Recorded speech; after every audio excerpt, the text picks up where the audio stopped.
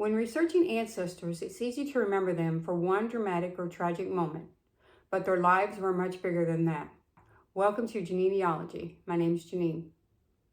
In a previous video, I talked about the shooting of my second great-grandfather, Christopher Columbus E.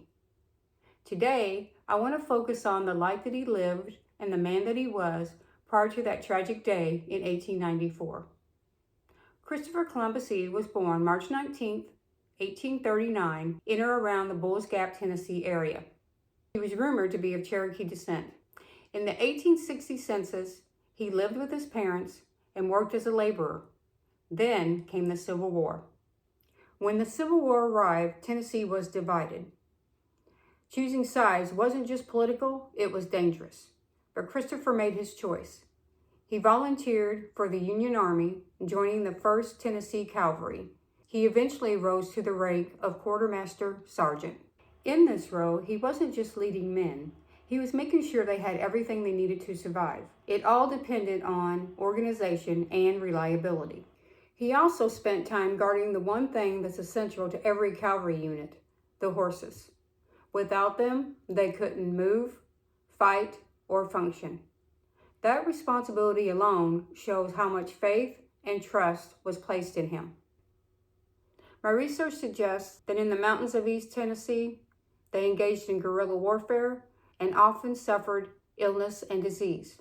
Christopher had to stay focused, dependable, and ready, no matter the conditions. After the war, Christopher returned home, and census records show that he worked as a farmer. In 1867, he married Pamelia Adelaide B., and they had 4 children. My great-grandfather, Manly, their second child, was born in 1876. Christopher was in his late 20s to early 30s, raising children after years of war and uncertainty. He stayed in the counties that he had always called home. He wasn't just defined by one event. He lived a full life as a soldier, a farmer, a husband, and a father. There is still more to learn about his story, and I am currently awaiting additional records that might provide more insight. In my next video, I'll be shifting focus to his son Manly. The main question I wish to answer is, what kind of life did he live after the shooting? Be sure to check back for that.